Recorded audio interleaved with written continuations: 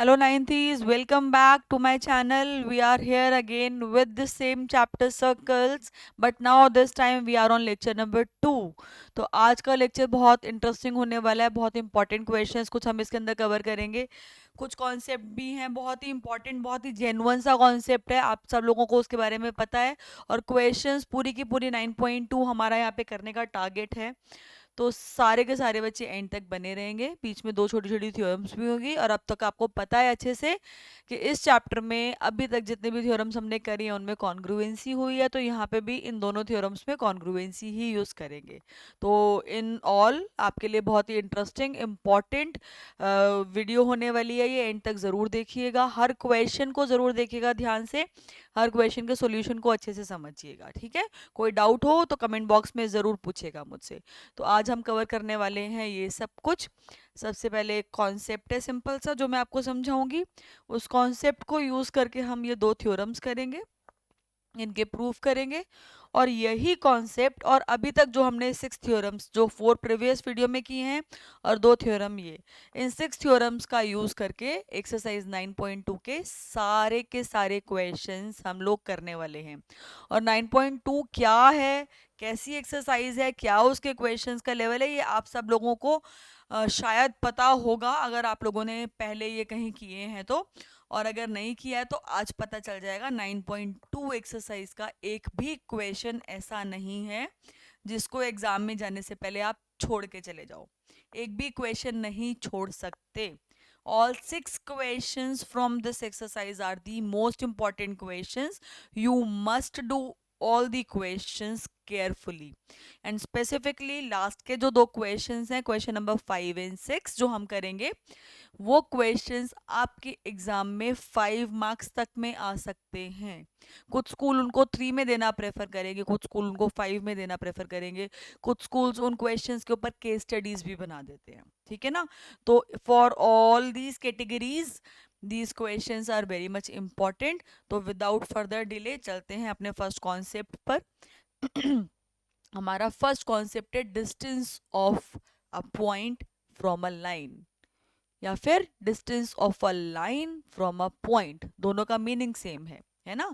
अगर मैं आपको बोलूं कि मेरे पास एक लाइन है, मैंने एक लाइन ड्रॉ करी और एक पॉइंट ले लिया और मैं बोल रही हूँ इस पॉइंट का इस लाइन से डिस्टेंस क्या है, तो हमारे पास कोई मिस्टर ए है जो इस पॉइंट से इस लाइन तक आने के लिए ऐसे आ गए, कोई और हैं जो ऐसे आ गए, कोई और हैं जो ऐसे आ गए। We have so many people. कुछ लोग ऐसे भी होंगे जो यहाँ से पूरा घूमे, इधर उधर घूमे, पता नहीं कहाँ कहाँ घूमे और फिर यहाँ आकर पहुँच गए। कुछ लोग ऐसे भी होंगे कि यहाँ से साइड में से गए घूम के, इधर से घूम के पूरी परिक्रमा करके यहाँ तक आए, है ना। बहुत सारे तरीके हैं, लेकिन सबसे स्मार्ट कौन होगा, सबसे अच्छे तरीके से कौन इस डिस्टेंस को कवर करेगा, सबसे बढ़िया किसका तरीका होगा इस डिस्टेंस को कवर करने का, उस इंसान का जो ए से इस लाइन तक बिल्कुल सीधा आ रहा है, बिल्कुल सीधा। क्योंकि ऐसा क्यों मैं बोल रही हूँ कि ये सबसे स्मार्ट होगा, क्योंकि ये वो पर्सन होगा जो ए पॉइंट से इस लाइन तक आने के लिए सबसे कम डिस्टेंस ट्रैवल कर रहा है। आज के ज़माने में हार्ड वर्क का ज़माना नहीं है, ये हार्ड वर्क का टाइम नहीं है, हार्ड वर्क का ज़माना नहीं है, ये स्मार्ट वर्क का ज़माना है। आप स्मार्ट वर्क करो, ये नहीं कि मैं पूरा घूम फिर के पता नहीं कहाँ से घूम फिर कर पूरा उस लाइन तक पहुँच रहा हूँ, हैं, और मैं बोल रहा हूँ कि हाँ मैं तो पहुँच गया, मैंने बहुत मेहनत करी और आपको पता नहीं है मैंने कितने एफर्ट्स करे यहाँ तक आने के लिए। ये एफर्ट से कोई फ़र्क नहीं पड़ता। फर्क पड़ता है कि आप उस लाइन तक पहुंचो विद योर स्मार्ट वर्क। तो ये जो मैंने ब्लू वाली लाइन बनाई है, ये इसने स्मार्टेस्ट वर्क किया basically. The person who is using this blue track to reach to this line from A is travelling the shortest distance all right. इसके अलावा ये येलो, ऑरेंज, रेड, ये सब के सब, ग्रीन, वाइट, ये सब बहुत लंबे डिस्टेंसेस हैं, हमें उनसे कोई मतलब नहीं है।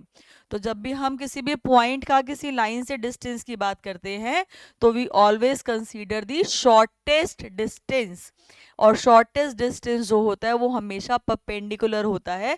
इसका लॉजिक यहाँ पर समझते हैं इसके अंदर। शॉर्टेस्ट डिस्टेंस जो होता है वो परपेंडिकुलर डिस्टेंस क्यों होता है? अगर मैं परपेंडिकुलर के अलावा किसी भी पॉइंट पर डिस्टेंस लेने की कोशिश करती हूँ, यहाँ पर सपोज नो मैटर कहाँ कितना मर्जी क्लोज ले आऊँ और क्लोज ले आऊँ और ज़्यादा क्लोज ले आऊँ, तो ये जो मेरा एंगल है ये ऑब्ट्यूज ही बनेगा।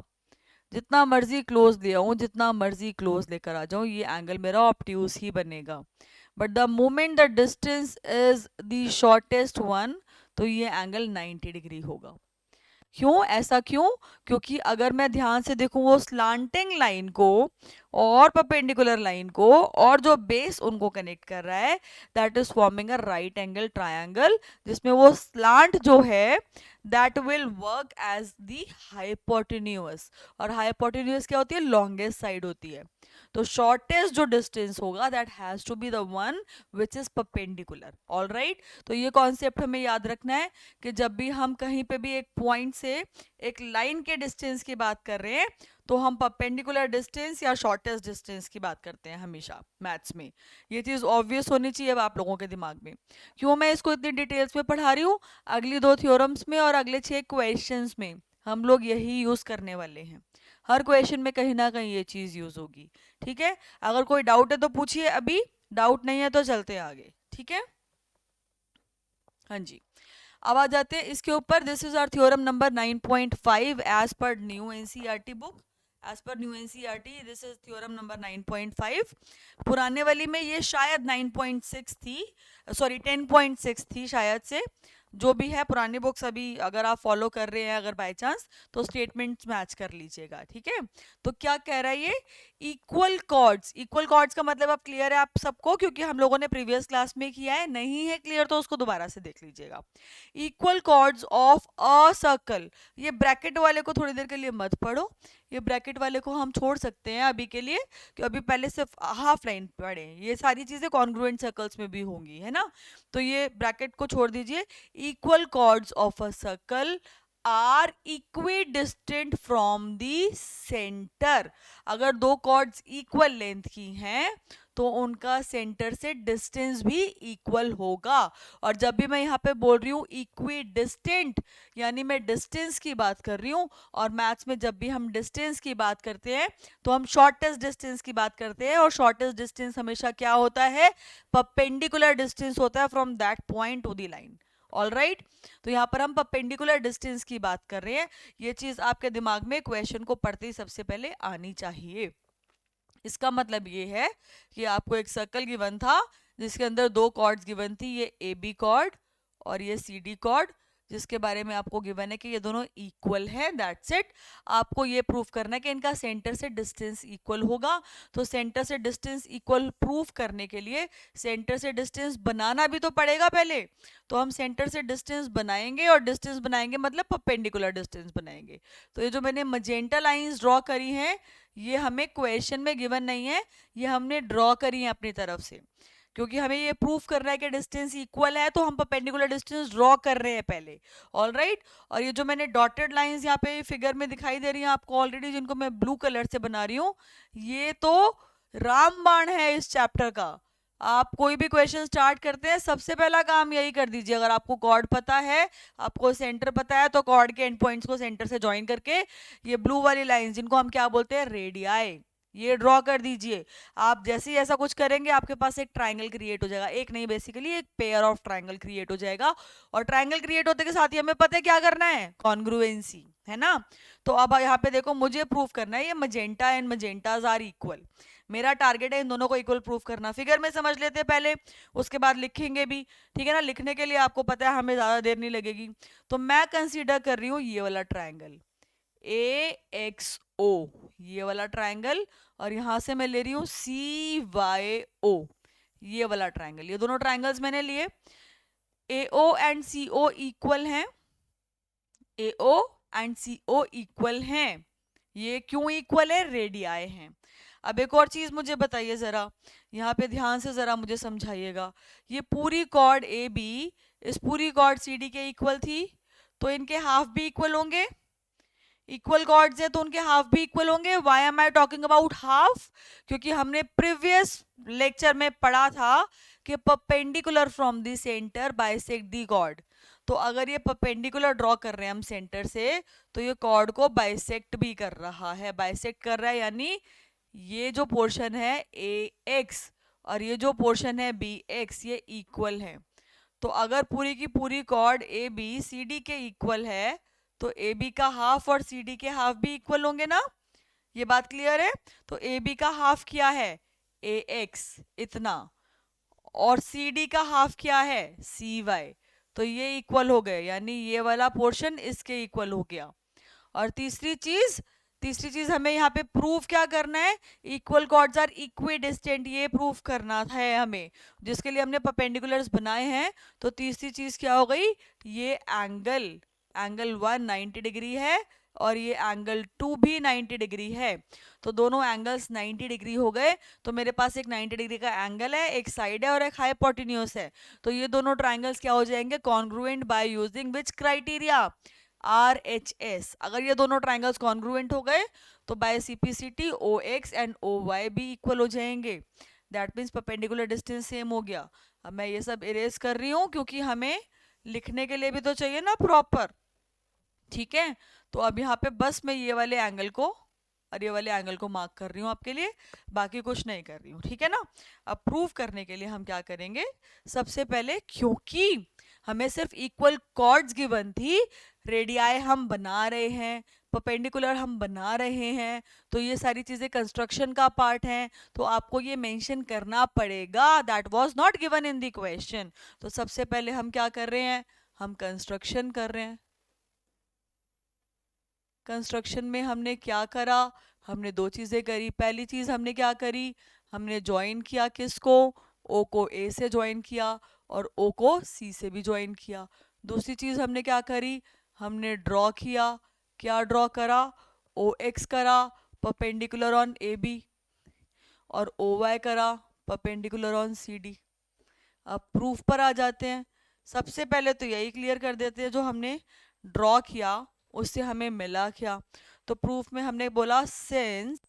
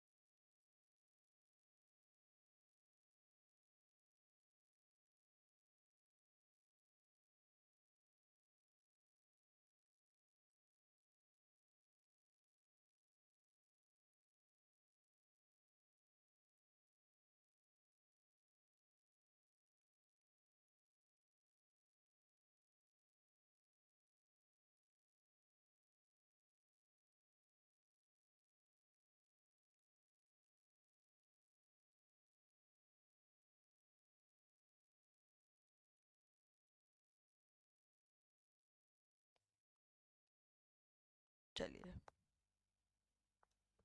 चलते हैं आगे अगली थ्योरम पर। ठीक है, अगली थ्योरम देखिए जरा ध्यान से। अगली थ्योरम क्या कह रही है? Chords equidistant from the centre of a circle are equal in length. क्या कह रहा है ये यहाँ पर आपको? कि अगर दो इक्विडिस्टेंट कॉर्ड्स हैं, अगर दो कॉर्ड्स का डिस्टेंस सेंटर से सेम है तो उन कॉर्ड्स की लेंथ भी सेम होगी। ठीक है, दो कॉर्ड्स अगर इक्वल डिस्टेंस पर है तो उनकी लेंथ भी सेम होगी। तो यहाँ पर भी इक्वी डिस्टेंट की बात हो रही है तो परपेंडिकुलर डिस्टेंस की बात कर रहे हैं। तो इनिशियल चीज सेम रहेगी बेटा, कि हम यहाँ पर मेंशन करें कि ये हमने परपेंडिकुलर ड्रॉ करा तो ये बाइसेक्ट कर रहा है। तो सपोज ए एक्स और एक्स बी, ये दोनों, सपोज नहीं एक्चुअली ये दोनों, मैं बोल रही थी ए एक्स को अगर मैं यहाँ पे सपोज लेंथ एक्स ले लूँ, एक्स लेटर पहले से यूज हो रहा है तो मैं अवॉइड कर रही हूँ उसको, ए एक्स को एस ले लिया तो एक्स बी भी एक्स होगा, तो ए बी की पूरी लेंथ क्या हो गई? Twice of S. ठीक है ना, ये चीज है एक। अगर मैं ये प्रूव कर दूं सी डी भी ट्वाइस ऑफ एस है तो हो जाएगा। लेकिन अभी देखिए मैं इसको मेंशन नहीं कर रही, बहुत सारे सिंबल्स हम नहीं यूज करना चाहते प्रूव करते हुए, क्योंकि जितने ज्यादा सिंबल्स आप इंक्लूड करेंगे उतना आपके लिए लिखना मुश्किल होगा। तो क्या कह रहा है? Chords equidistant from the centre are equal in length. ठीक है ना, अब यहाँ पर हमारे पास क्या है? ओ एक्स क्या है? O X is perpendicular distance of AB from center O. Similarly OY क्या है? OY is also perpendicular distance of CD from O.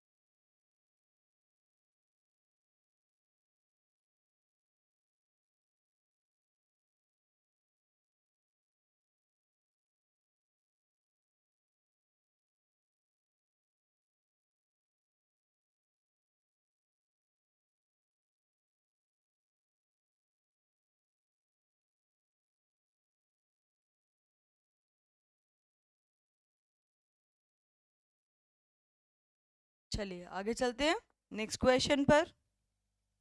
हाँ जी, यहाँ से हमारे एक्सरसाइज के क्वेश्चन स्टार्ट हो रहे बेटा। एक एक क्वेश्चन को ध्यान से देखना, कहीं डाउट हो तो पूछेंगे ज़रूर। क्वेश्चन का क्या कह रहे हैं, to circles of radii 5 centimetre and 3 centimetre intersected 2 points. दो सर्कल है अलग अलग, एक का रेडियस 5 है, एक का 3 है, दोनों इंटरसेक्ट कर रहे हैं 2 पॉइंट्स पर। ठीक है, intersected 2 points and the distance between their centres, उन दोनों के सेंटर्स का आपस में डिस्टेंस जो है वो 4 सेंटीमीटर है। You need to find the length of the common chord. यहाँ पे कॉमन कॉर्ड क्या है, पी क्यू। मुझे पी क्यू की लेंथ फाइंड करनी है इसके अंदर। ठीक है, अब यहाँ पर आपको थोड़ा सा कॉन्सेप्ट ये समझना पड़ेगा, ध्यान से देखना एक बारी। क्वाड्रिलेटरल्स अगर आप लोगों ने पढ़ लिया है क्लास 9 में, तो ये जो पहला सर्कल है इसका ये रेडियस है और ये रेडियस है, दोनों रेडियाई सेम होंगे, ये चीज़ आई होप सबको क्लियर है। और जो दूसरा सर्कल है उसके रेडियाई कौन कौन से हैं, उसके रेडियाई है ये P T and Q T, ये दो रेडियाई हैं। तो ध्यान से देखना, ये जो क्वाड्रिलेटरल बना दो पिंक एंड दो ब्लू लाइन से, यहाँ पे ये दोनों ब्लू इक्वल है, ये दोनों पिंक इक्वल है, तो दिस इज अ काइट। और जो काइट होती है हमने उसकी प्रॉपर्टी क्वाड्रिलेटरल्स में पढ़ी हुई है, अगर आप लोग कर चुके हो अपने स्कूल्स में या कहीं पे भी, अगर नहीं करा तो किसी से पूछना, अदरवाइज क्वाड्रिलेटरल्स में हम रिवाइज करेंगे कि जो काइट के डायगनल्स होते हैं वो परपेंडिकुलर होते हैं। ये प्रॉपर्टी है एक, दैट मीन्स ये मेरे पास एंगल कितने आ गए, 90 डिग्री के एंगल आ गए। ये जो डायगनल्स हैं ये परपेंडिकुलर होते हैं, तो ये एंगल्स मेरे पास 90 डिग्री के आ गए। ठीक है, ये कॉन्सेप्ट बहुत इंपॉर्टेंट है समझना, because we are going to use it. ये 90 डिग्री अगर हमारे पास आ गए तो मैं क्या कर सकती हूँ, यहाँ पर मुझे फाइनली ये पूरी लेंथ फाइंड करनी है पी क्यू। ठीक है, 90 डिग्री आ गया तो यहाँ पे प्रीवियस कॉन्सेप्ट जो हमने पढ़ा था कि जो कॉर्ड के ऊपर अगर हम सेंटर से परपेंडिकुलर बनाते हैं तो वो क्या करता है, उसको बाइसेक्ट करता है, ये हमने पढ़ा था ना। तो हमारे पास एक कॉन्सेप्ट आ गया कि 90 डिग्री है तो कॉन्सेप्ट इसको कॉर्ड को बाइसेक्ट भी करेगा।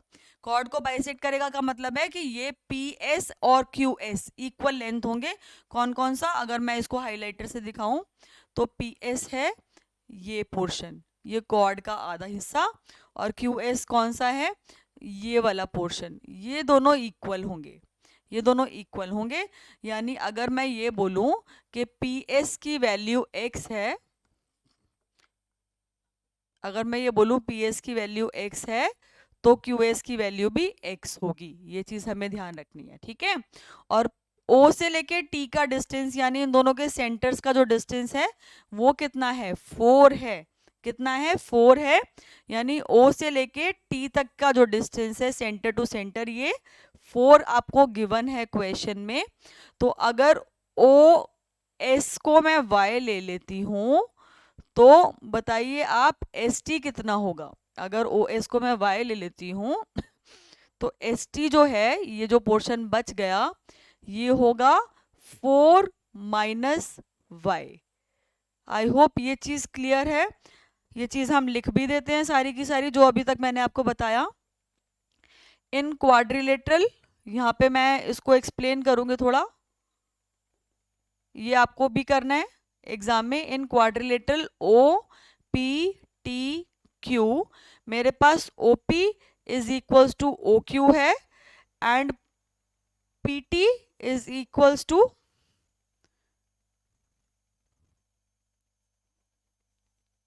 P T is equals to P Q है।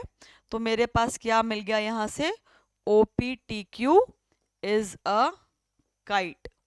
और अगर ये काइट है तो इसका मतलब है O T and P Q perpendicular होंगे किस पॉइंट पर, एस पॉइंट पर। इतना लिख देना काफ़ी है, बहुत ज़्यादा डिटेल्स और नहीं लिखनी, क्योंकि इस चैप्टर में हम आपकी सर्कल्स के कॉन्सेप्ट चेक कर रहे हैं, क्वाड्रिलेटरल्स के नहीं।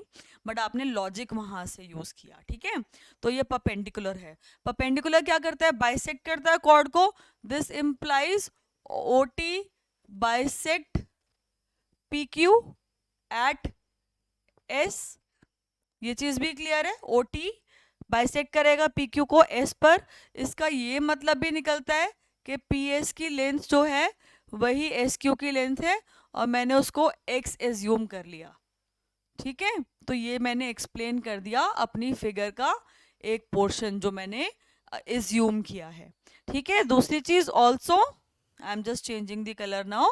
ऑल्सो मेरे पास क्या है, ओ टी गिवन था 4, अगर मैं एज्यूम कर लूं कि ओ एस की वैल्यू y है, तो एस टी कितना आ जाएगा, 4 - y आ जाएगा रिमेनिंग। तो ये चीज़ भी मैंने मेंशन करके क्लियर कर दी कि मैं फिगर में किस चीज़ को क्या एज्यूम कर रही हूँ।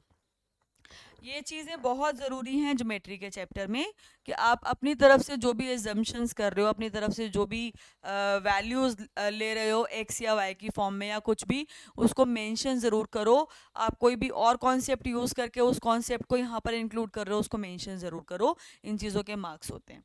चलिए यहाँ तक आ गया। तो अब मेरे पास क्या हो रहा है, ध्यान से देखो। मेरे पास दो राइट एंगल ट्राइंगल बन रहे हैं। कौन कौन से राइट एंगल ट्राइंगल बन रहे हैं? सबसे पहले मेरे पास बन रहा है ट्रायंगल पी एस ओ। इसके अंदर 90 डिग्री है P S O angle.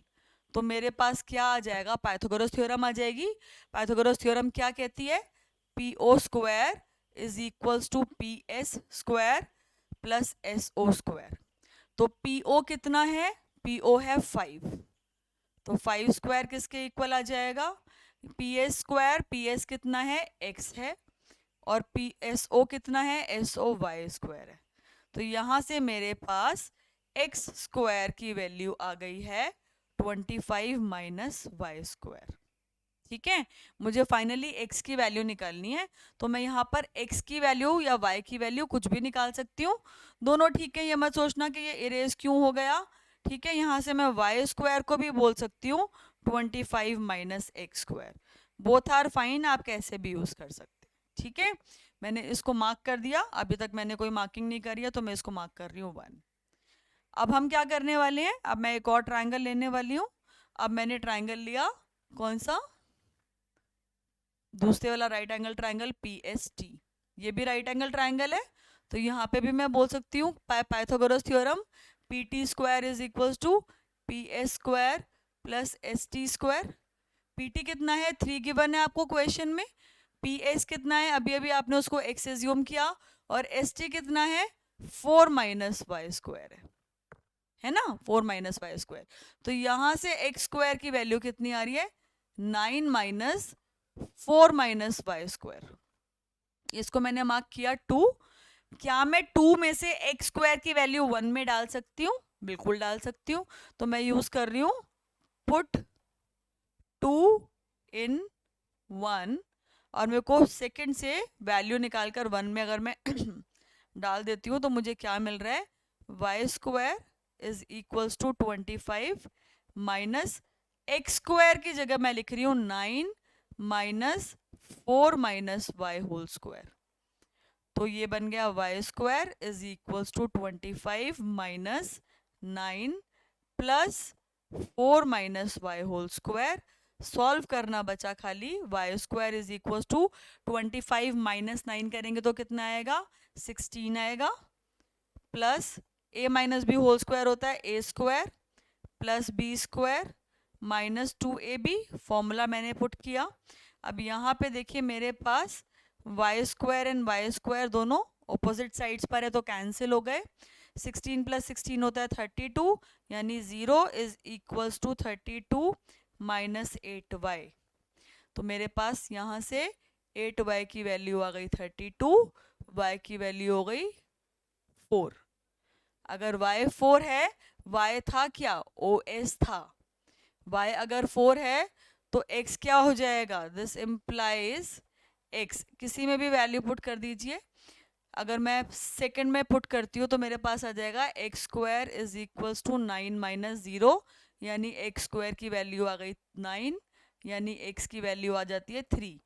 X की वैल्यू 3 आ गई, बट मेरे को निकालनी क्या थी? मुझे निकालनी थी पी क्यू, जो कि क्या है? ट्वाइस ऑफ एक्स है। तो पी क्यू की वैल्यू क्या आ गई? 3 इंटू 2 6 सेंटीमीटर्स। कॉमन कॉर्ड की लेंथ आ गई है 6 सेंटीमीटर्स। ध्यान से देख लीजिए, कहीं पे कोई कंफ्यूजन है तो पूछ लीजिएगा। इम्पॉर्टेंट क्वेश्चन हैं सारे के सारे, कोई भी क्वेश्चन आप छोड़ेंगे नहीं। Moving to the next question then.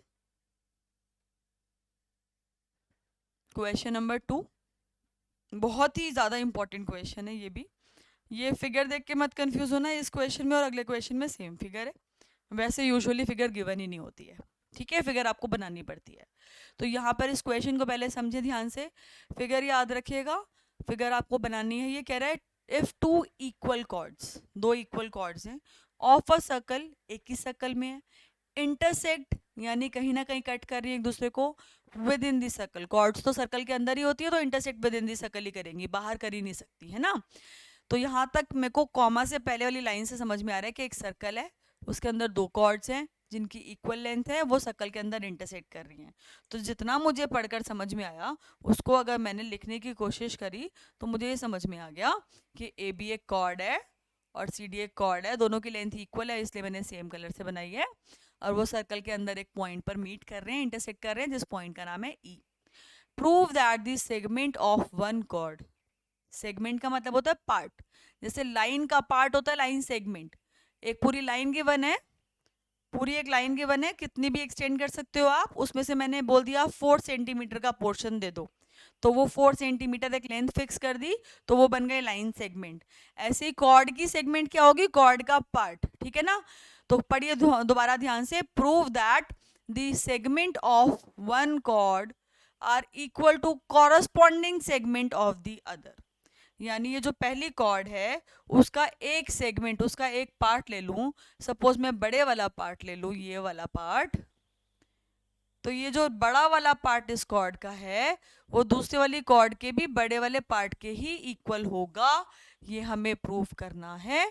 और ये जो छोटा पार्ट बच गया है जिसको मैं रेड कलर से हाईलाइट कर रही हूँ, ये वाला जो पार्ट है, smaller parts of smaller segment of the chord, ये रिमेनिंग स्मॉलर के इक्वल होगा, ये हमें प्रूव करना है। अब मैं यहाँ पे सिंपल सी बात बोल रही हूँ बेटा, ये तो आपको गिवन ही है ना कि A B and C D equal है, ये तो आपको गिवन ही है ना।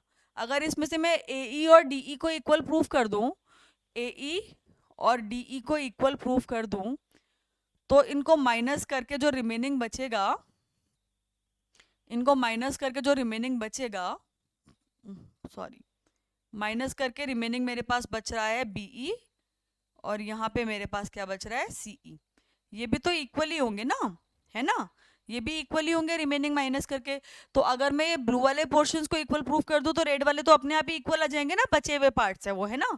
तो मेरा फोकस क्या है, ब्लू वालों को इक्वल प्रूफ करना। तो अब देखो हमें क्या गिवन है क्वेश्चन में कि इक्वल कॉर्ड्स हैं, इक्वल कॉर्ड्स के इक्वल कॉर्ड्स देखते ही आपके दिमाग में क्या आना चाहिए, इक्वल कॉर्ड्स इक्विडिस्टेंट, इक्विडिस्टेंट यानी distance from centre, distance from centre हम हमेशा कौन से लेते हैं, परपेंडिकुलर डिस्टेंस, यानी इसके अंदर हमें कंस्ट्रक्शन करनी है कि हमें परपेंडिकुलर्स बनाने हैं, कहाँ से, सेंटर से ऑन दी कॉर्ड। तो ये जो डॉटेड लाइन यहाँ पे मैंने ड्रॉ करके रखी हुई है आपके लिए, ये आपका क्वेश्चन में कहीं गिवन नहीं है, ये आपका कंस्ट्रक्शन का पार्ट है।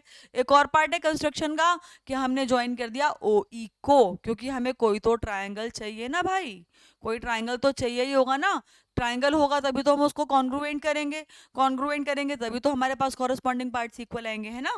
तो यहाँ पर इस चीज़ का हमें ध्यान रखना है। तो आ जाते हैं प्रूफ पर। तो प्रूफ करने से पहले हमें कंस्ट्रक्शन लिखनी है जो हमने करी। कंस्ट्रक्शन हम क्या क्या कर रहे हैं, we have to mention it. तो पहली चीज़ हमने क्या करी, हमने ड्रॉ करा ओ एम जो कि परपेंडिकुलर है ए बी पर।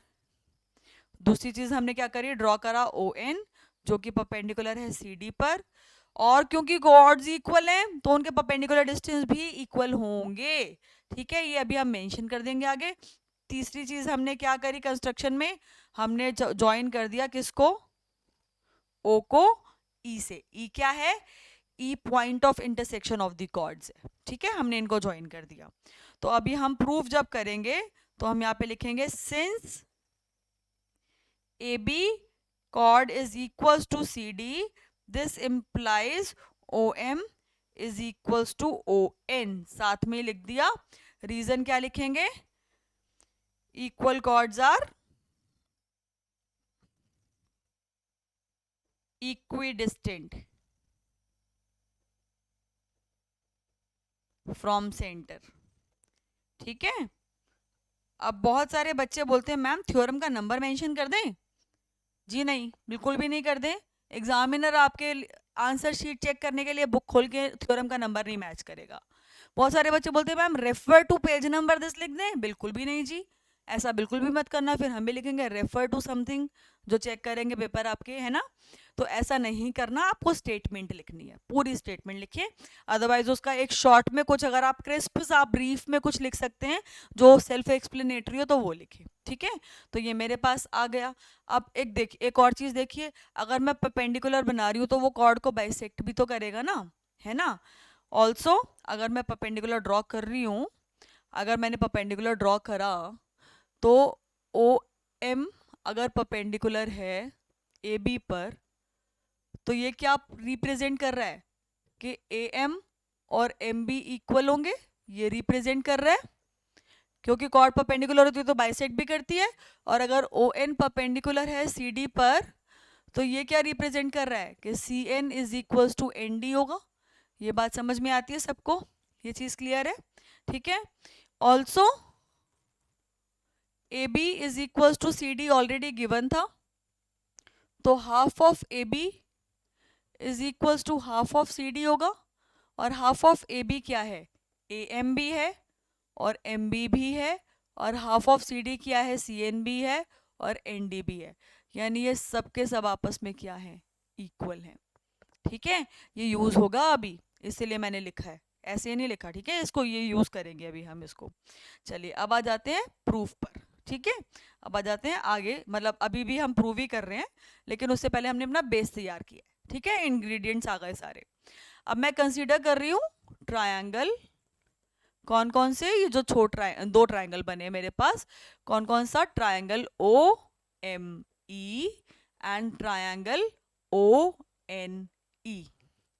ओ M E, O N E, इन दोनों ट्रायंगल्स में क्या है, O M is equals to O N है।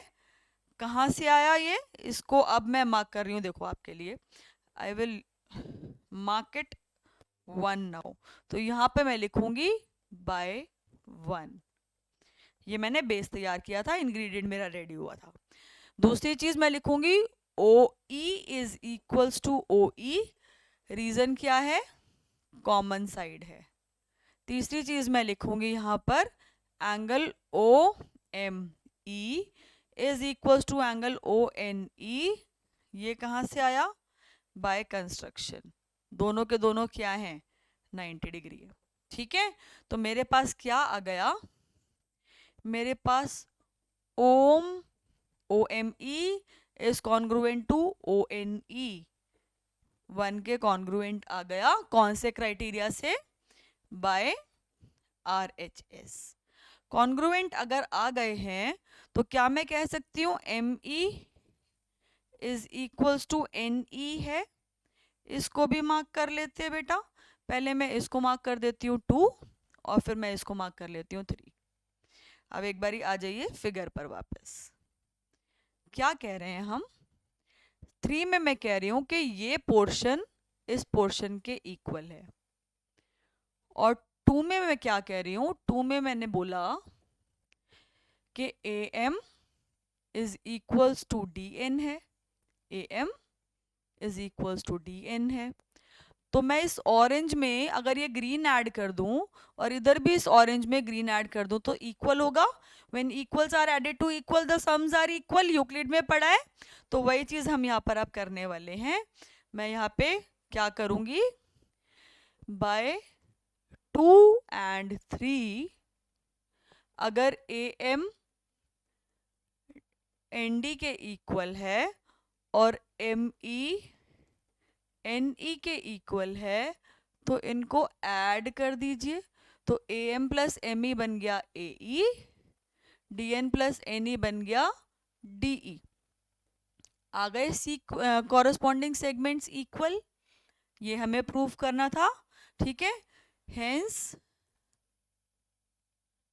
प्रूव्ड, लेकिन कॉरस्पॉन्डिंग में हमें माइनर का भी करना है, माइनर वाले पार्ट को भी करना है, तो उसके लिए हमें 2 लाइन और लिखनी पड़ेंगी। 2 लाइन क्या है, ऑल्सो हमें पता है कि A B is equals to C D है, और अभी अभी हमने प्रूफ किया कि ए ई और डी ई इक्वल हैं। तो अब सब्ट्रैक्ट कर दीजिए, ए बी में से ए ई गया तो क्या बचा, बी ई, फिगर में देखिएगा। सी डी में से डी ई गया तो क्या बचा, ई डी, ठीक है, बीई सॉरी सी डी बचा, सी डी में से डी ई गया तो हमारे पास सी ई बचा। फिगर में देखिए, तो ये माइनर वाला भी प्रूव हो गया, ठीक है। दिस इज, ये मेजर वाला प्रूव हुआ था, मेजर पोर्शन, और ये माइनर प्रूव्ड है, minor portion proved. I hope this is clear to everyone now. Note कर लीजिए, तैयार हो जाइए नेक्स्ट क्वेश्चन के लिए साथ साथ।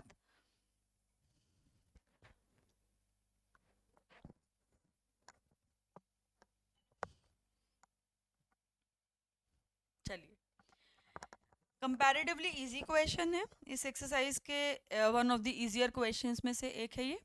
स्टार्ट करते हैं फटाफट से। इसके अंदर भी मैं रीजंस वाला पार्ट आपके लिए छोड़ने वाली हूँ। क्या कह रहा है, if two equal chords of a circle intersect within the circle, बिल्कुल सेम पहले वाले क्वेश्चन की तरह है, तो यहाँ पर एक्सप्लेन करने में टाइम नहीं लगाएंगे हम। Prove that the line segment joining the point of intersection यानी E point with the centre make equal angle with the chords. आपको यहाँ पे प्रूव क्या करना है बेटा, आपको ये प्रूव करना है ये लाइन सेगमेंट जो सेंटर से ज्वाइन करके बन रही है, ये कॉर्ड के साथ इक्वल एंगल बना रही है, दोनों कॉर्ड्स के साथ। तो आपको ये एंगल 1 एंड 2 इक्वल प्रूव करने हैं। ये 1 एंड 2 दो ट्राइंगल्स के पार्ट हैं, दो ट्राइंगल्स के कॉरस्पॉन्डिंग पार्ट्स को इक्वल प्रूव करने के लिए कॉन्ग्रुएंसी करनी पड़ती है। तो यहाँ पर हमें कॉन्ग्रुएंसी ही करनी है बस, और कुछ भी नहीं करना। तो उसके लिए हमें कुछ एक्सप्लेन करने की जरूरत नहीं है, हम सीधा कंसीडर करेंगे दोनों ट्राइंगल्स। और अभी हमने प्रीवियस क्वेश्चन में already triangle O M E को कॉन्ग्रुएंट प्रूफ करा है ट्राइंगल ओ एन ई के, अगर आपको याद है तो अभी अभी किया है। तो मैं चाह रही हूँ कि ये क्वेश्चंस आप लोग, ये वाला क्वेश्चन आप लोग खुद करें, इन दोनों ट्राइंगल को कॉन्ग्रुएंट प्रूफ करें, और फिर बाय सीपीसीटी आपका सॉल्यूशन हो जाएगा। I want you all to do it yourself. अगर नहीं होता है आपसे तो मुझे मैसेज कर दीजिएगा पक्का, चैट रूम में लिखिएगा कि मैम क्वेश्चन 3 नहीं हुआ। DIY डू इट योरसेल्फ, ठीक है। अगर नहीं होता है तो मैं आपको दोबारा से करके रिकॉर्ड करके ये वाला क्वेश्चन सेंड करूंगी। कॉन्ग्रुएंट हो जाएंगे दोनों RHS से, और उसके बाद बाय सीपीसीटी एंगल इक्वल हो जाएंगे। So without further delay next question पे चलते हैं। ये क्वेश्चन देखिए ध्यान से। If a line intersect two concentric circles, last time जब हमने किया था तो हमने कॉन्ग्रुएंट सर्कल्स की बात करी थी। कॉन्ग्रुएंट सर्कल्स क्या होते हैं, वो दो सर्कल्स जिनके रेडियाई इक्वल होते हैं, दो या दो से ज्यादा सर्कल्स जिनके रेडियाई इक्वल होते हैं। और कंसेंट्रिक सर्कल्स क्या होते हैं, वो सर्कल्स जिनका सेंटर सेम होता है, ठीक है। रेडियाई सेम हो या ना हो जरूरी नहीं है, हो सकता है एक छोटा सर्कल हो एक बड़ा सर्कल हो, लेकिन सेंटर सेम है। जैसे आप ड्राइंग बनाते हो ना, रंगोली भी बनाते हो, ड्राइंग बनाते हो, सर्कुलर इल्यूजन बनाते हो, कंपास की नीडल रख दी एक पॉइंट पर, सर्कल बनाया, रेडियस बढ़ाते गए, सर्कल बनाते गए, तो वो सारे के सारे सर्कल कॉन्सेंट्रिक सर्कल्स होते हैं, ठीक है ना। तो आपको ऐसा गिवन है कि दो सर्कल्स है कंसेंट्रिक विद सेंटर ओ, और उसके बाद एक कोई लाइन है जो उन दोनों सर्कल्स को 4 पॉइंट्स पे कट कर रही है, A B C and D पर। आपको प्रूव करना है A B is equals to C D होगा। आपको प्रूव करना है ये वाला बचा हुआ पोर्शन इस बचे हुए पोर्शन के इक्वल होगा। तो यहाँ पर हमें थोड़ी सी कंस्ट्रक्शन करनी पड़ेगी, थोड़ी सी कंस्ट्रक्शन कर लेते हैं फटाफट से। कंस्ट्रक्शन क्या करनी है, हम ड्रॉ करेंगे O L perpendicular on this line. पहली चीज एल लिखूं के क्या लिखूं, ओके लिख देती हूँ, OK perpendicular to this line. और दूसरी चीज हम करेंगे रेडियाई ज्वाइन कर देंगे, ओ ए ओ बी ओ सी ओ डी, इन सबको ज्वाइन कर देंगे, ठीक है। तो मैंने ओ ए ओ बी ओ सी ओ डी इन सबको ज्वाइन कर दिया, ठीक है। अब यहाँ पे देखिए ये करने के बाद बहुत ही सिंपल सा क्वेश्चन बिल्कुल क्लियरली नजर आ रहा है कैसे होगा। मैं इस बड़े ट्रायंगल को अगर मैं बोलूं ओ के ए, इसको कॉन्ग्रुएंट करूंगी ओ के डी के साथ, तो ए के इज इक्वल टू के डी आ जाएगा। कॉन्ग्रुएंट नहीं भी करोगे तो डायरेक्टली भी रिजल्ट यूज कर सकते हैं कि हमने परपेंडिकुलर ड्रॉ करा है, perpendicular from the centre bisect the chord हमने पढ़ा है, तो एडी को बाइसेक्ट कर रहा है ओके, दैट मींस ए के इज इक्वल टू के डी होगा। और फिर ओ के परपेंडिकुलर है कॉर्ड बीसी के ऊपर भी, तो वो कॉर्ड बीसी को भी बाइसेक्ट कर रहा है, ठीक है ना। तो हम ये दो जगह सेम रूल यूज करने वाले हैं। तो चलो प्रूव करते हैं। हमने कंस्ट्रक्शन करी है इसके अंदर, तो वो लिखते हैं पहले। कंस्ट्रक्शन क्या करी है, ड्रॉ करा है हमने ओके को परपेंडिकुलर ऑन ए डी, ठीक है। और दूसरी चीज हमने क्या करी है इसके अलावा, हमने ज्वाइन कर दिया A B C and D को किससे, विद सेंटर ओ। हमने चारों को ज्वाइन कर दिया सेंटर ओ से। अब प्रूफ करते हैं। मैं कंसीडर कर रही हूँ circle with centre O and radius O A, यानी बड़ा वाला सर्कल। This is how we write circle with centre O and radius O A. बड़े वाले सर्कल में ओ के क्या है, परपेंडिकुलर है ए डी पर। ये हमने कंस्ट्रक्शन करी है, तो बाय कंस्ट्रक्शन, तो this implies what, OK bisect AD. और यहाँ पर रीजन आप लोग खुद लिखने वाले हैं। आपको अब रीजन पता होना चाहिए, नहीं पता तो पूछ लेना क्वेश्चन नंबर मेंशन करके कि मैम रीजन क्या है, क्यों बाइसेक्ट कर रहा है ओके एडी को। हम लोगों ने ये रीजन पढ़ा है आज भी और प्रीवियस वीडियो में भी, ठीक है। तो अगर ओके बाइसेक्ट कर रहा है एडी को, तो मेरे पास क्या आ गया, ए के इज इक्वल्स टू के डी आ गया। बाइसेक्शन का मतलब यही होता है, इसको मैंने मार्क कर दिया 1, ठीक है। अब आ जाते हैं नेक्स्ट पर। Also in circle with centre O and O B as the radius. यहाँ पे रेडियस क्या था, ओ ए था, यहाँ पे रेडियस कौन है, ओ बी है। यानी मैं छोटे वाले सर्कल की बात कर रही हूँ। छोटे वाले सर्कल में ओ के परपेंडिकुलर है बीसी के ऊपर, ये हमने कंस्ट्रक्शन में किया है। अगर ये इसके ऊपर परपेंडिकुलर है तो इसका मतलब है ओके बाइसेक्ट करेगा किसको, बीसी को बाइसेक्ट करेगा।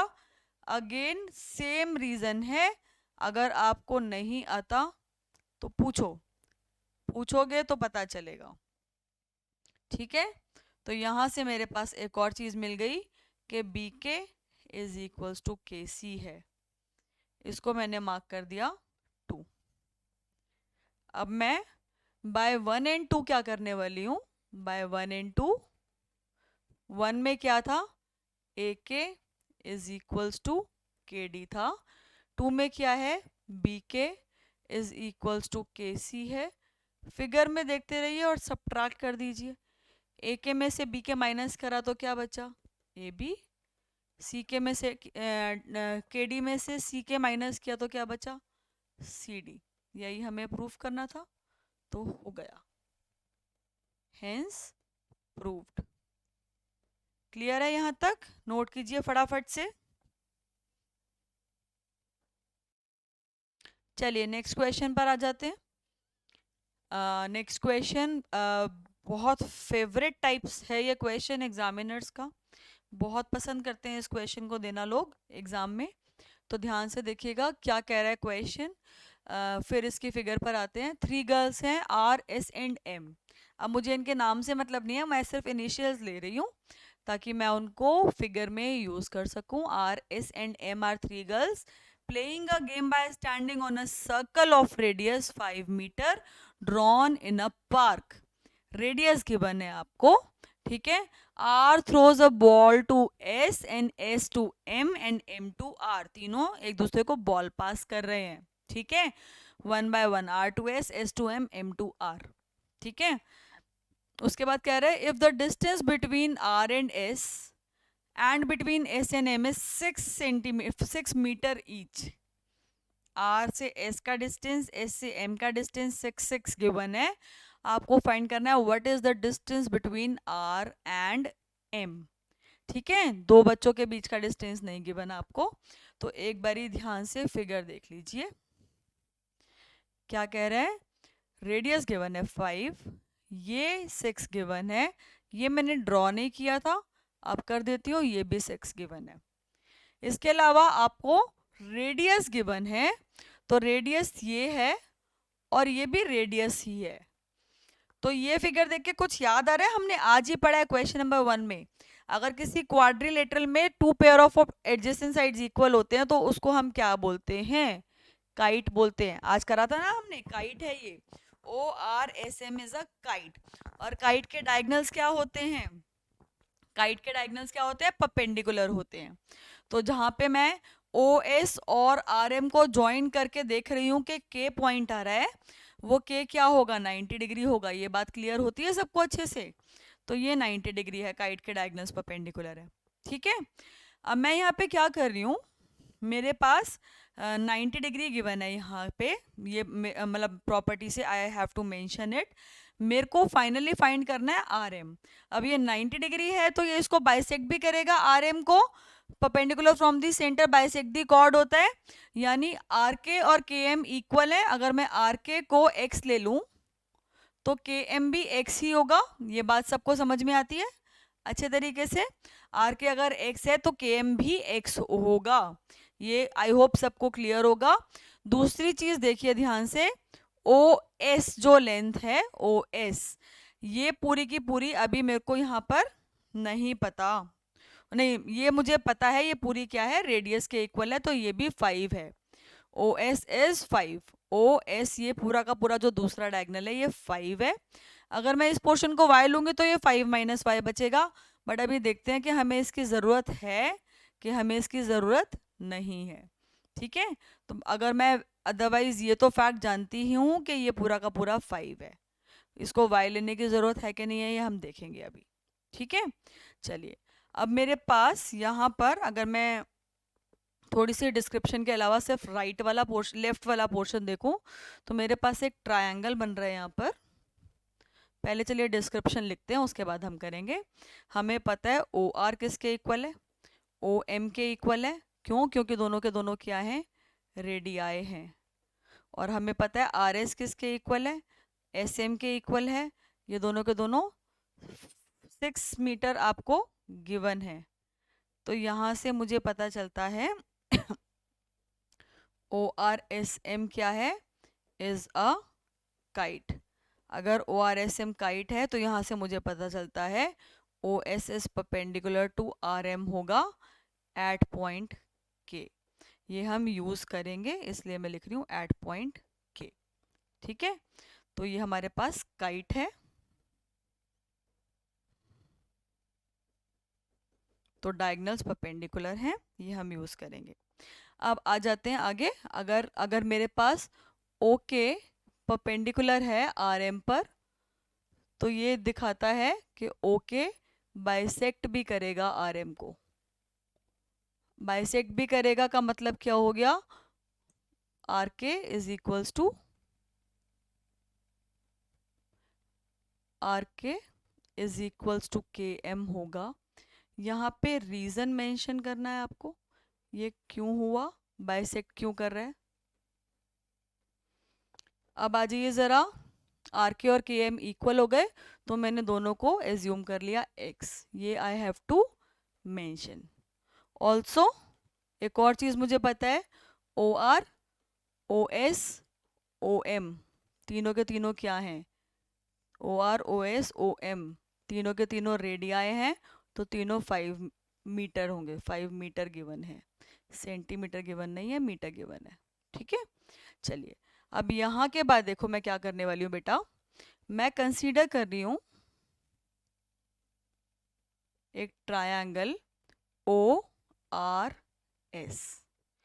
ORS मैंने एक ट्रायंगल ले लिया। ORS ट्रायंगल में अगर मैं OS को बेस एज्यूम कर लूँ तो उसकी कॉरस्पॉन्डिंग हाइट क्या होगी? अगर OS को मैं बेस एज्यूम कर लूँ तो कॉरस्पॉन्डिंग हाइट होगी RK। तो यहाँ पर RK क्या बन जाएगा? हाइट बन जाएगा। और अगर ऐसा है तो कहना है से area of triangle ORS is half into base OS into height RK। यानी इसको मैंने लिख दिया हाफ, OS क्या है 5, RK कितना है x। तो यहाँ से मेरे पास आ गया area of triangle ORS is 5/2 meter square. I am marking this. इसको हमें यूज करना है, ठीक है। एक और चीज देखिए ध्यान से, अब मैं इसी ट्राइंगल का एरिया और भी तरीकों से निकाल सकती हूँ। Also area of triangle ORS by Heron's formula. Heron's formula क्यों लगाया बेटा हमने यहाँ पर? क्योंकि मुझे पता है OR कितना है, 5 है, OS कितना है, 5 है, RS कितना है, 6 है। तो S क्या आ जाएगा, A plus B plus C upon 2, यानी 16/2 दैट इज 8। तो एरिया ऑफ ट्राइंगल ORS क्या आ जाएगा, square root of S into S minus 5 into S minus 5 into S minus 6। तो S कितना है, 8 है, तो ये हो गया 8, 8 minus 5 is 3, 8 minus 5 is 3, 8 minus 6 is 2, तो ये हो गया 4 3 ज़ा 12। जिसको मैं 2 मार्क कर रही हूँ ये भी एरिया है ORS का, जिसको मैंने 1 मार्क किया था ये भी एरिया है ORS का। तो मैं बाय 1 एंड 2 क्या ऐसा कह सकती हूँ, बाय 1 एंड 2 क्या मैं ऐसा कह सकती हूँ, 5/2 x इज इक्वल्स टू 12। तो x की वैल्यू हो गई 24/5। 24/5 का क्या मतलब हुआ, x की वैल्यू हो गई 5 4 ज़ा 20, 4.8 मीटर। बट मुझे किसकी वैल्यू निकालनी है, मुझे निकालनी है RM की वैल्यू, और RM किसके इक्वल है, ट्वाइस ऑफ x के इक्वल है, तो वो हो गया 9.6 metre. I hope this is clear to you. मैंने एक ही ट्रायंगल पिक किया, कौन से वाला ट्रायंगल पिक किया था, मैंने ये वाला एक ट्रायंगल पिक करा और इसमें एरिया ऑफ ट्रायंगल का कॉन्सेप्ट लगा दिया दो अलग अलग तरीकों से। एक बारी मैंने half into base into height लिया, जिसमें मैंने बेस OS को लिया था, और एक बारी मैंने हिरॉन्स फॉर्मूला लगाया। आप इसके अंदर कोई और बेस, जैसे जो फिगर है ये मैंने ड्रॉ नहीं करी, पिक की है कहीं से, तो आप RS को बेस और OL को हाइट करके भी कर सकते हो, बट उसके लिए आपको OL कैलकुलेट करना पड़ेगा, थोड़ा सा लंबा हो जाता है, तो मैं उसको अवॉइड करके मैंने उसकी जगह हिरॉन्स फॉर्मूला यूज़ कर लिया। क्योंकि आप लोगों ने पढ़ा है हिरॉन्स फॉर्मूला लेटेस्ट अभी, है ना, इसी साल पढ़ा है तो आपको याद है। तो हिरॉन्स फॉर्मूला से हमने एरिया ऑफ ट्राइंगल निकाला और half into base into height से एरिया ऑफ ट्राइंगल निकाला, सेम ट्राइंगल का दोनों को कंपेयर कर दिया, बात खत्म। अगर ये हो गया है तो नेक्स्ट क्वेश्चन पे चलते हैं। नेक्स्ट क्वेश्चन है ये, another most important question of the exercise and last question for today। थोड़े से पेशेंस और रखेंगे, थोड़ी देर और बैठेंगे, ठीक है, ये करके ही जाना है, इसको छोड़ना नहीं है, ठीक है, बीच में नहीं छोड़नी वीडियो। कह रहा है a circular park of radius 20 centimetre is situated in a colony. 3 boys A, S and D are sitting at equal distances, यानी AS, SD एंड AD का डिस्टेंस इक्वल है, ठीक है, ये डिस्टेंसेस इक्वल हैं। तो हमारे पास जो A, S और D यानी अंकुर, सईद और डेविड को ज्वाइन करके जो ट्राइंगल बन रहा है वो इक्विलेटरल ट्राइंगल होगा। They are sitting at equal distances on the boundary, ठीक है, to talk to each other with a hand telephone. Find the length of the string of the telephone. Okay, clear है, ये चीज़ हमें find करनी है, यानी हमें ये लेंथ फाइंड करनी है कि ये लेंथ कितनी होगी जो हम कह रहे हैं इक्वल है, ठीक है, इक्वल वाली लेंथ को फाइंड करना है। इक्विलेटरल ट्रायंगल बन रहा है, इक्विलेटरल ट्रायंगल का एरिया निकालना आता है। इक्विलेटरल ट्रायंगल का एरिया पता है क्या होता है, √3/4 साइड स्क्वायर। और क्या मैं इसी ट्रायंगल का एरिया किसी और तरीके से भी निकाल सकती हूँ, देख लेते हैं। देखो ध्यान से, अब मैं कह रही हूँ कि कॉर्ड्स इक्वल हैं, तीनों कॉर्ड्स ब्लू वाले इक्वल हैं, तो तीनों के परपेंडिकुलर डिस्टेंसेस भी इक्वल होंगे सेंटर से। इक्वल कॉर्ड्स आर इक्विडिस्टेंट, तो ये वाला डिस्टेंस, ये वाला डिस्टेंस और ये वाला डिस्टेंस सेम होगा। ये बात समझ में आती है, पिंक पिंक पिंक तीनों इक्वल है। ये परपेंडिकुलर डिस्टेंस है, तीसरी चीज, परपेंडिकुलर फ्रॉम द सेंटर क्या करता है, बाइसेक्ट करता है कॉर्ड को।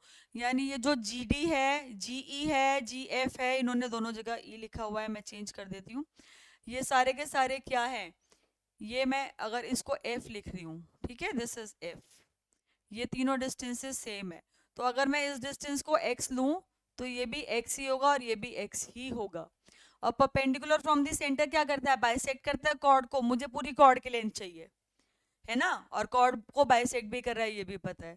तो अगर मैं ये मान लूं BD की वैल्यू y है, तो DC की वैल्यू भी y होगी, और सारी कॉर्ड्स इक्वल हैं, तो ये भी y होगा, ये भी y होगा, ये भी y होगा, ये भी y होगा। ये बात समझ में आती है। इसके अलावा एक और चीज बड़ी इंटरेस्टिंग यहाँ पे नजर आ रही है। मैंने पूरे ट्रायंगल में इक्विलेटरल ट्रायंगल तो लगा ही दिया, उसके अलावा पूरे ट्रायंगल का एरिया है क्या, इस वाले ट्रायंगल के एरिया को अगर मैं ऐड कर दूं इस वाले ट्रायंगल के एरिया में, और फाइनली इसको भी मैंने ऐड कर दिया, ठीक है।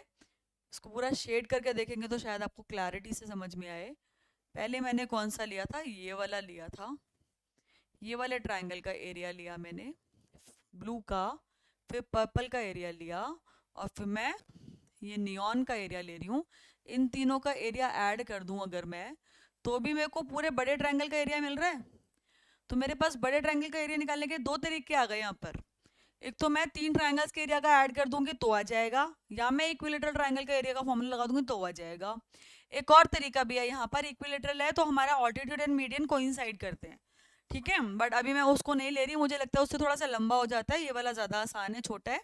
तो हम इस तरीके से सॉल्व कर कर अगर देखें तो हमारे पास क्वेश्चन हो जाएगा, बट उससे पहले हमें कुछ कुछ चीज़ें डिटेलिंग लिखनी पड़ेंगी।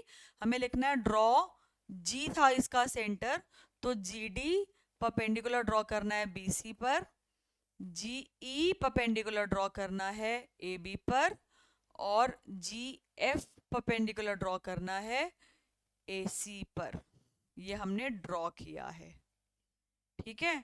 अगर ये ड्रॉ कर रहे हैं हम, तो हमारे पास एक चीज आ जाती है, ये पूरी चीज हमें ये शो कर रही है कि जी डी, ओ सेंटर के लिए ओ की हैबिट हो गई है, G D is equals to G E is equals to G F होंगे। क्यों, क्योंकि ये क्या है, perpendicular distance of equal chords है फ्रॉम सेंटर, है ना। तो इक्वल कॉर्ड्स आर इक्विडिस्टेंट, और हमने इन सबको क्या लिया है, x लिया है, एज्यूम किया है, ठीक है। तो यहाँ पर हम रीजन लिखेंगे, इक्वल कॉर्ड्स आर इक्विडिस्टेंट,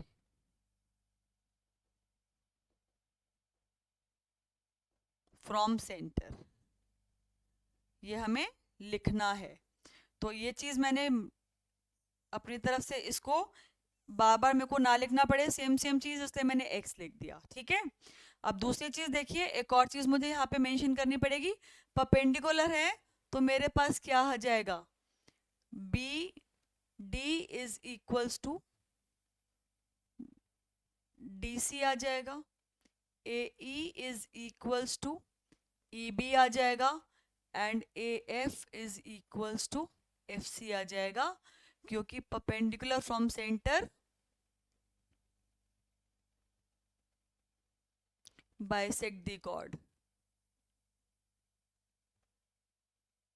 और सारी कॉर्ड्स आपस में इक्वल थी, सारी कॉर्ड्स आपस में इक्वल थी, A B is equals to B C is equals to C A था, तो इनके हाफ भी इक्वल होंगे, half of A B is equals to half of B C is equals to half of C A B होगा, यानी A E is equals to E B है, is equals to B D है, is equals to D C है, is equals to C F है, is equals to F A है, और इन सबको हमने क्या लिया है, y लिया है, ठीक है। ये हमने अपनी फिगर एक्सप्लेन करी है यहाँ तक, अभी तक हमने क्वेश्चन नहीं किया, ये हमने फिगर एक्सप्लेन की है अभी तक, ठीक है। तो यहाँ तक होने के बाद मेरे पास अब क्या आ गया, now I have triangle ABC is an equilateral triangle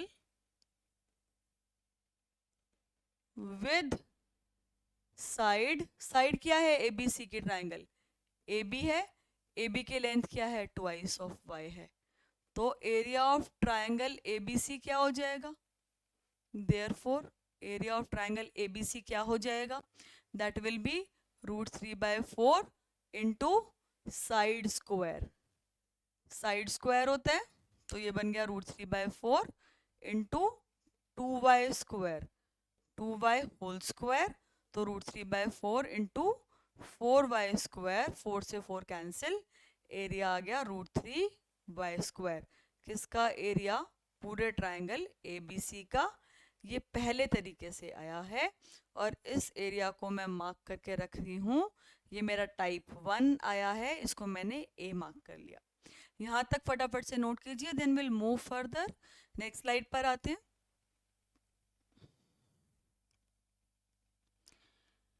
अब मेरे को सेकंड स्लाइड पे जब मैं आऊंगी तो मैं इसी ट्रायंगल का area by the other method by adding the areas of these 3 triangles, yellow blue and purple, इन तीनों को ऐड करके लिखूंगी, ठीक है ना।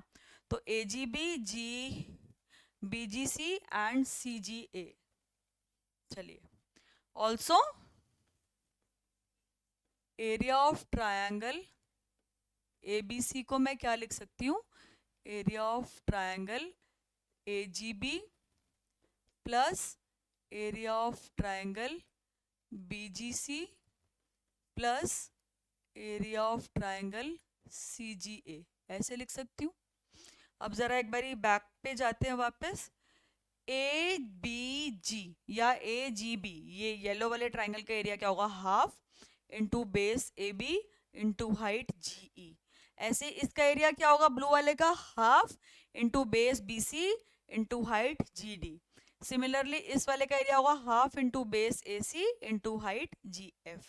तो मैं यहाँ पे लिख रही हूँ which is equals to half into base is A B and height is GE in first case, plus area of this triangle is half into base is BC into height is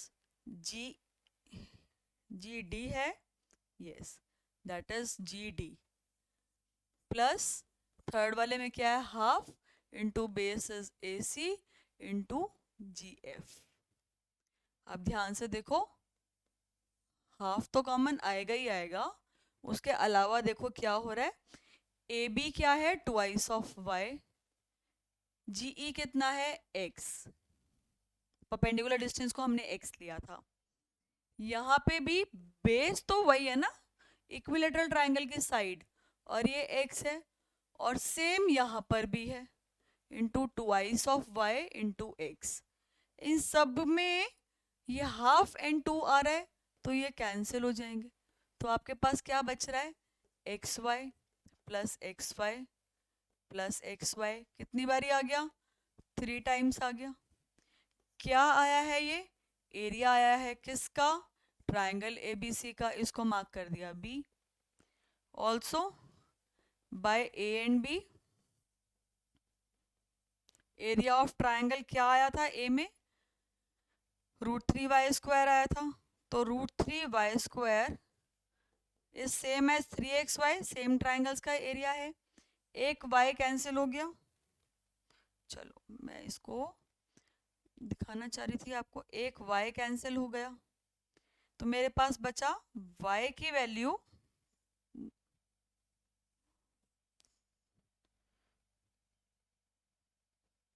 √3y² is equal to 3xy आया था, एक y cancel हो गया, तो मेरे पास बचा √3y is equal to 3x। आपको ultimately क्या निकालना है, ट्वाइस ऑफ y, तो y की वैल्यू कैलकुलेट करनी है, ठीक है। तो यहाँ पर आपके पास x एंड y दोनों नजर आ रहे हैं। अब जरा वापस आ जाइए पीछे, x एंड y दोनों नजर आ रहे हैं। अब यहाँ पे ध्यान से देखो, मेरे पास ये भी गिवन था, रेडियस गिवन था 20, जिसको मैंने अभी अभी मार्क किया, देखो फिर से देखो, ये रेडियस भी गिवन था 20, जिसको मैंने अभी तक कहीं पे भी यूज नहीं किया है। और ऐसा यूजुअली नहीं होता कि कोई इंफॉर्मेशन गिवन हो और वो यूज ना हो रही हो, वो कहीं ना कहीं तो यूज हो रही होती है। है ना। तो यहाँ पर रेडियस अभी तक हमने यूज नहीं किया, तो अब समय आ गया जब मैं इसको यूज करूं। ये मेरा अब रामबाण है। तो ये रेडियस क्या है इस वाले ट्राइंगल में, ध्यान से देखिए। ये ट्राइंगल नजर आ रहा है, इस ट्राइंगल में ये राइट एंगल है, तो पाइथागोरस थ्योरम हम लगाएंगे। तो मेरे पास ये जो वैल्यू आई है, इसके बाद मैं क्या कह सकती हूँ, मैं कह सकती हूँ also in triangle G D C, G D C triangle में मेरे पास G C square is equals to G D square plus D C square है। G C is radius 20 square is equals to G D कितना है, G D is X and this is Y. मुझे ultimately y निकालना है, फिर twice of y निकालना है। तो इट्स बेटर कि मैं x को रिप्लेस करूं ये मजेंटा वाले बॉक्स में से। तो x की वैल्यू क्या है, y अपॉन रूट 3। तो मैं यहाँ पे क्या करूंगी, 400 इज इक्वल्स टू x की वैल्यू यहाँ से क्या मिल रही है, रूट 3 अपॉन 3y है। तो ये हो गया y अपॉन रूट 3। तो यहाँ पर हो गया y upon root 3 whole square plus Y square. इसका क्या मतलब है, this implies 400 is equals to Y square upon 3 plus Y square. तो यहां से मेरे पास 400 is equals to 4y square upon 3 आ गया एलसीएम लेने के बाद। तो यहाँ से सॉल्व करके y स्क्वायर की वैल्यू आ रही है 3 into 400 upon 4, which is what, y, which shows that y is equals to 10 root 3। y is 10 root 3, but मुझे निकालना था ए बी, जो कि बी सी के इक्वल है, जो कि सी ए के इक्वल है, और ये सब के सब 2y के इक्वल है। तो ट्वाइस ऑफ y यानी हो गया 20 root 3 metres. This is my final answer.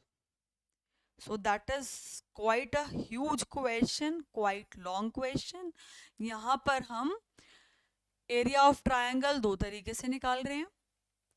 उसके बाद हम यहाँ पर हीरोन्स फॉर्मूला यूज कर रहे हैं सबसे छोटे बने हुए, सॉरी पाइथागोरस थ्योरम यूज कर रहे हैं सबसे छोटे बने हुए ट्रायंगल के अंदर।